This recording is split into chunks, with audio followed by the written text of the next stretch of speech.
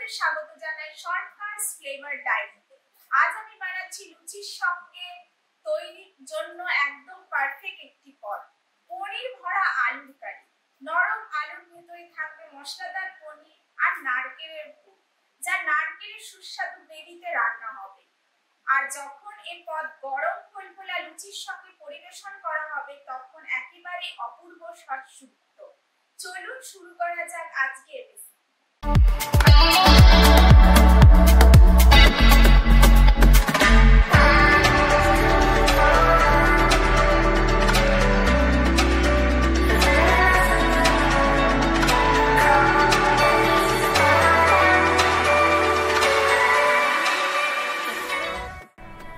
প্রথমে আলুগুলোকে নুন জলে হাফ সেদ্ধ করে নিই। তারপর আলুর মাথাটা কেটে মাঝখান থেকে আলু বার করে বাটি করে নিই। একটা কড়াইয়ে তেজপাতা, লবঙ্গ, শুকনো লঙ্কা, দারচিনি, এলাচ, জায়ফল, গোলমরিচ, মৌরি, গোটা জিরে আর গোটা ধনে দিয়ে শুকনো করে ভেজে নিই আর একটা মিক্সিতে গুঁড়ো করে নিই।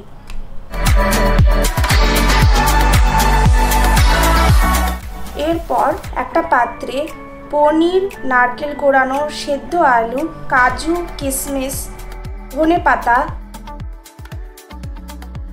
গোলমরিচ গুঁড়ো, স্বাদ মতো নুন, কাশ্মীরি মরিচ, 2 চামচ চিনি, 1 চামচ ঘি, হলুদ গুঁড়ো আর 2 চামচ তৈরি করা ভাজা মশলাটা দিয়ে ভালো করে মেখে নিই। এরপর এই পুরটা একটু একটু করে আলুর ভেতরে স্টাফ করে আলুগুলোকে টুথপিক দিয়ে বন্ধ করে নিই।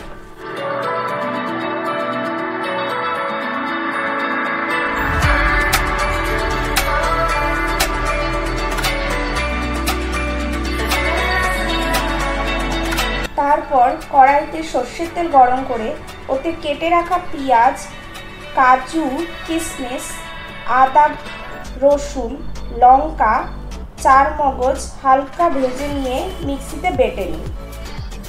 এরপর ওই কড়াইতে স্টাফড আলুগুলোকে ভালো করে ভেজে নিই।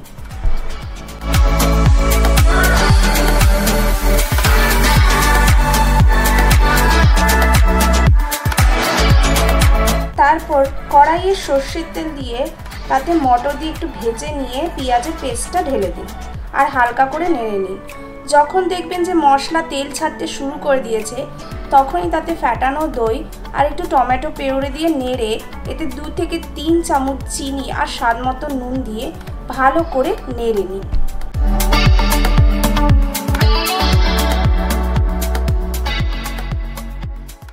এরপর এতে হলুদ গুঁড়ো, কাশ্মীরি মরিচ গুঁড়ো দিন আর তারপর এতে ভাজা আলুগুলোকে ঢেলে দিয়ে হালকা নেড়ে নিন। একটু জল দিয়ে কিছুক্ষণ ঢেকে রাখুন।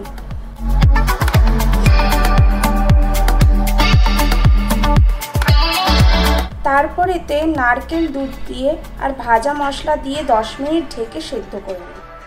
এরপর আলুটা সেদ্ধ হয়ে গেলেই কড়াইটা বন্ধ করে দিন।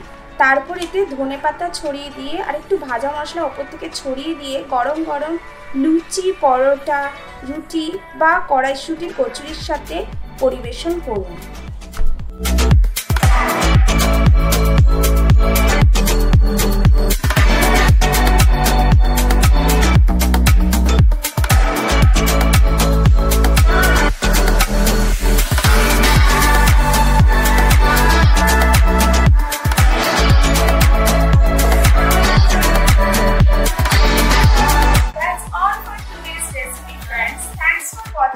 Don't forget to like, share and subscribe to Shortcuts Flavor Diary, where every recipe tells a story.